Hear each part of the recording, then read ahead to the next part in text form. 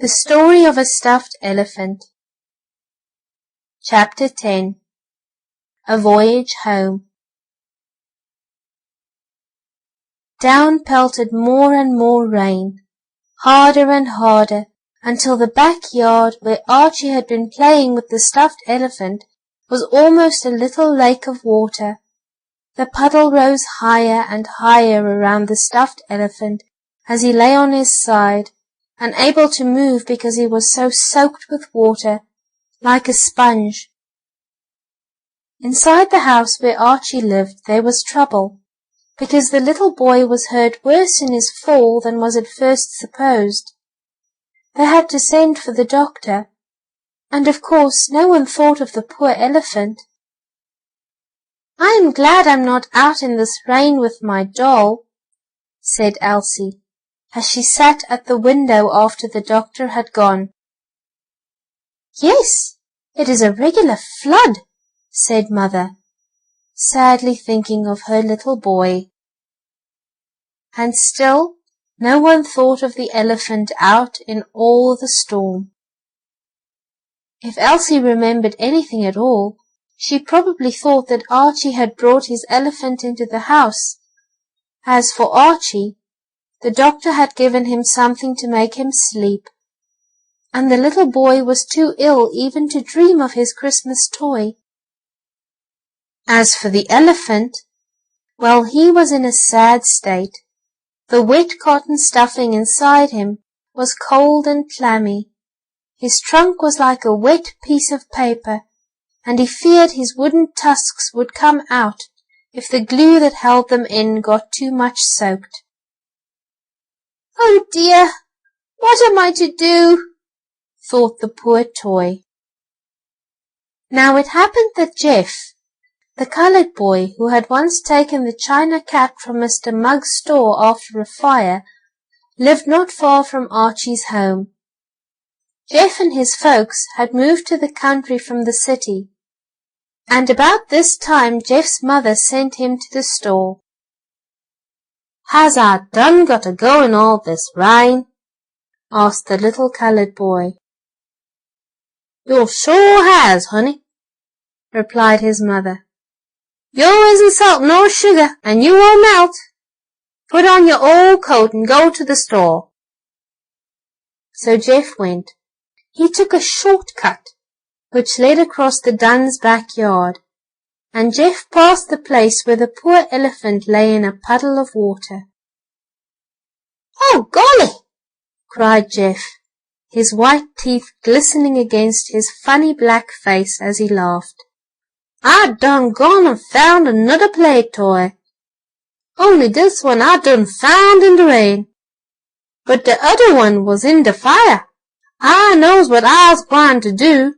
I'll put this 'lephant on a board till I comes back from the store. Then I'll take him home with me." Jeff looked around until he found a flat board, large enough to hold the elephant. Putting the toy on this board, Jeff laid it to one side and ran on to the store. He did not want to take the elephant with him, for fear someone would see it and ask him about it. But Jeff was not to have that elephant. While the coloured boy was at the store, the rain came down harder than ever, making so much water that the little brook in Archie's backyard rose higher and higher. So high did the brook rise that the water reached the board on which the limp and soaking elephant was lying on his side, and then the water lifted up the board, elephant and all, and floated them downstream. "Oh my!" thought the poor stuffed elephant. "This is the last of me. I am going on a long voyage. I shall never see Archie again." Down the stream he floated on the board, which was like a boat. Once a fish poked his head out of the water and called, "Who are you, and where are you going?" Before the elephant could answer, the swift current had carried him farther downstream and away from the fish. Once the board with the elephant on it bumped against a big water rat. "Be careful who you're bumping," snarled the rat. "Excuse me," replied the elephant. "I didn't mean to." The rat tried to bite the elephant's trunk, but again the swift current carried the boat downstream. Finally the rain stopped, after a day or so, but by that time the elephant had been carried a long way down the brook, at last coming to a stop when the board was caught in the roots of an overhanging tree. By now the elephant was almost glued fast to the board, so wet and soaking was he. The rain stopped, the brook went down, the sun came out, and the elephant dried, but he still lay on the board, on the bank of the stream, under the roots of the tree. A man who happened to be passing saw the elephant, picked him off the board, and, seeing that he was an expensive toy, took the plaything to his home. "What a fine elephant," said the man's wife. "I'll put him on the mantel over the stove so he'll dry out more. Some child lost this. We haven't any children small enough to want to keep it. I wish I could find out who owned this elephant." "I wish so myself," thought the elephant. "Oh, shall I ever get back to Archie?" It was a day or so after the big storm that Archie was able to be up and around, and the first thing he thought of when he could go outdoors was his elephant. "Oh, where is he?" cried the little boy. "I remember I left him in the yard when we heard the hand organ music and ran to see the monkey, and then it rained and I fell down and bumped my nose. Oh, where is my elephant?" "If you left him out here in the yard, I fear the elephant has floated away," said Mrs. Dunn. "The brook rose very high, almost up to our back steps, and it probably carried your elephant away." "Oh, shall I ever get him back?" cried Archie, feeling sad. "I'm afraid not," his mother answered. Archie felt so bad about his toy that his father put an advertisement in the paper, asking whoever found the elephant to please bring him back and get a reward. If Jeff, the colored boy, had been able to read, he might have seen the advertisement and have told what he did with the toy. But Jeff never read the papers, and besides, it rained so hard when the colored boy went back from the store after putting the elephant on the board that Jeff had to go home another way, and he forgot all about the stuffed plaything he had set aside.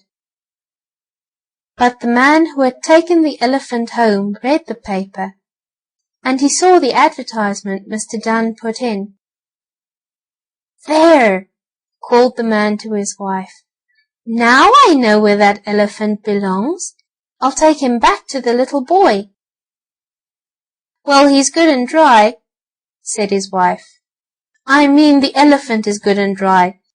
He's almost as good as new." And, in fact, the elephant was, for she had brushed off all the mud, and the heat had dried out the water. Carrying the stuffed elephant, the man who had found the toy took it to Archie's house. "Oh, here he is! My Christmas elephant! He's come back to me! Oh, how glad I am!" cried Archie as he clasped the cotton creature in his arms. "Oh, how glad I am!" "And I'm glad too," thought the elephant. "I feared I would never see Archie and Elsie again. And I'm even glad to see Nip," for the dog came to the door, wagging his tail. And so, after several adventures, The stuffed elephant was back home again, but many more things happened to him, though I have no room for them in this book. The elephant even acted again as judge in the dispute of the rake, the shovel, and the pick. But who won the prize I cannot tell. I think each should have had a prize, don't you? Once again there was happiness in the Dunn house, for the lost elephant was back, and Elsie gave her brother a pink ribbon to tie on his toy's neck. It may look pretty, but it tickles me, thought the elephant, as Archie pulled him about.